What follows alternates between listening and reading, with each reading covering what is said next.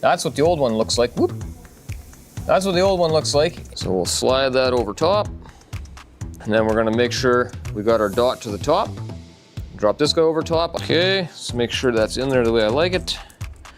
All seems good. All right, that's the next bottom one. We wanna make sure that that goes to the top side.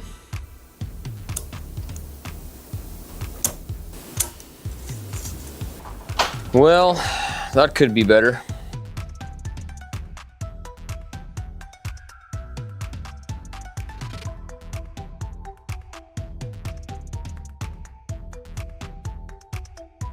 Okay, I'm going to turn this around so that these journals are at the top. Got the bearing tang there, that notch goes towards the camshaft. The camshaft is on my side, so that means it goes this way. Gotta get this guy around our piston rings. Whoop, came off.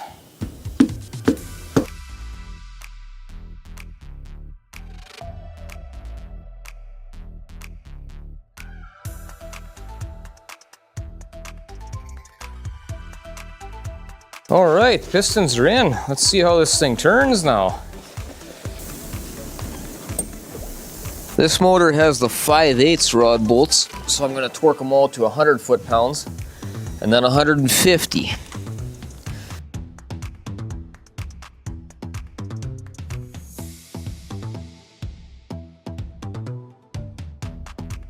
Okay guys, a couple more parts I ordered up from Friday Parts, and that is piston cooling nozzles. These things are plastic, and I broke most of them when I was taking them out, so that's what the old one looks like. Whoop. So there's my new ones. Like I say, I ordered these from Friday Parts, so that's what our new ones look like there. Looks like they're the same. Squirt angle's the same. Length is the same. This one has like a big packing, and that one's got just like a regular O-ring on there. So, but otherwise it looks like a pretty nicely made piece. So all we're gonna do is lube those up, stick them in.